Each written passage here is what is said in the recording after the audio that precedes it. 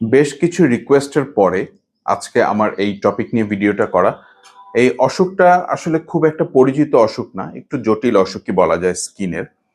সেটা হচ্ছে SLE। কথাটার মানে হচ্ছে সিস্টেমিক লুপাস ইরিথেমেটোসিস। এটা এক ধরনের অটো ইমিউন জিনিস, অটো ইমিউন ডিসঅর্ডার। অনেকে প্রশ্ন করে যে আসলে এই ধরনের সমস্যা হলে আমরা কার কাছে যাব। তো আমি আপনাদের জ্ঞাতার্থে বলি, আমরা যারা 3 ধরনের ডিসিপ্লিনের বিশেষজ্ঞ আছেন তারা এটা ট্রিটমেন্ট করে থাকে। এক নম্বর হচ্ছে যারা ত্বক বা ডার্মাটোলজিস্ট আছেন বা ত্বক বিশেষজ্ঞ আছেন তারা। এছাড়াও যারা রিউমাটোলজিস্ট আছেন, বাত ব্যথা কিংবা যারা অটো ইমিউন ডিসঅর্ডার গুলো যাদের বিশেষায়িত সাবজেক্ট তারা এটা ট্রিটমেন্ট করে থাকেন, কিংবা যারা ইন্টারনাল মেডিসিন স্পেশালিস্ট ওনারাও এটা ট্রিটমেন্ট করে থাকেন। সো আপনি যে কোনো একজনের কাছে এটা ট্রিটমেন্ট সিক করতে পারবে। তো এটা আমাদের সাবজেক্টে আসার কারণটা কি? বিকজ এখানে বেশ কিছু ক্রাইটেরিয়া থাকে, তখনই আমরা তাদেরকে এসএলই বলি। এই ক্রাইটেরিয়াগুলোর মধ্যে 4 থেকে 5টা আছে যেটা আমাদের স্কিন বা ডার্মাটোলজিস্টের সাথে সরাসরি সম্পৃক্ত। এসএলই কথা মনে রাখতে হবে, আমি আগেই বলেছি একটা জটিল অসুখ এবং এটা সবসময় আপনাকে ওষুধ দিয়ে নিয়ন্ত্রণে রাখতে হবে। এই অসুখের ক্ষেত্রে সাধারণত আমরা DMARDs বা disease modified anti rheumatoid drugs এগুলো ইউজ করে থাকি। ডোজের কম বেশি আপনাকে ডাক্তারই করে দিবে, আপনি কখনোই ডাক্তারের পরামর্শ ছাড়া ওষুধ কমানো বাড়ানো কিংবা বন্ধ করবেন না। এখানে 11টা ক্রাইটেরিয়া আছে।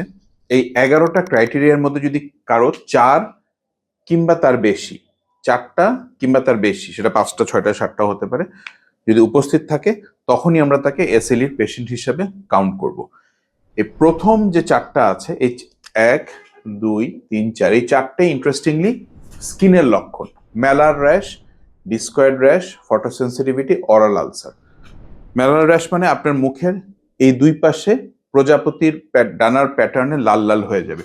ডিস্কয়েড র্যাশ মানে হচ্ছে কয়েনের মতো গোল্ড শেপের র্যাশ হবে। এছাড়াও ফটোসেন্সিটিভিটি মানে আপনার আলোর সংবেদনশীলতা বাড়তে পারে এবং মুখের ভিতরে বিভিন্ন স্থানে মিউকোজাল এরিয়া বা অন্যান্য স্থানেও ঘা হতে পারে। এছাড়াও জয়েন্টের সমস্যা, পেশাবের সাথে প্রোটিন যাওয়া, লাংসের যে প্লুরা থাকে ওটার সমস্যা, ব্রেইনের সমস্যা, অ্যানিমিয়া, আদার ইমিউনোলজিক্যাল অ্যাবনর্মালিটি কিংবা AN anti nuclear antibody positive হতে পারে।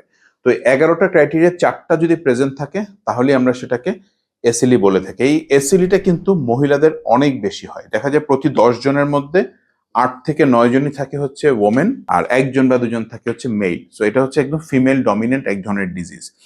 এই ডিজিজটার ক্ষেত্রে আপনি যখনই দেখবেন যে আপনার এরকম 3-4টা অসুখ আছে, কিংবা দেখুন জয়েন্টে ব্যথা কিংবা পেশাবের সাথে অতিরিক্ত প্রোটিন যাচ্ছে, ফুসফুসে ইনফেকশন আছে, সঙ্গে রক্ত কম বা অ্যানিমিয়া আছে, অবশ্যই আপনি একজন ত্বক বিশেষজ্ঞ কিংবা রিউমাটোলজিস্ট কিংবা ইন্টারনাল মেডিসিন বিশেষজ্ঞের সাথে যোগাযোগ করবেন, কারণ এই অসুখটা খুব কেয়ারফুলি এবং খুব সেন্সিটিভলি ট্রিট করতে হয়।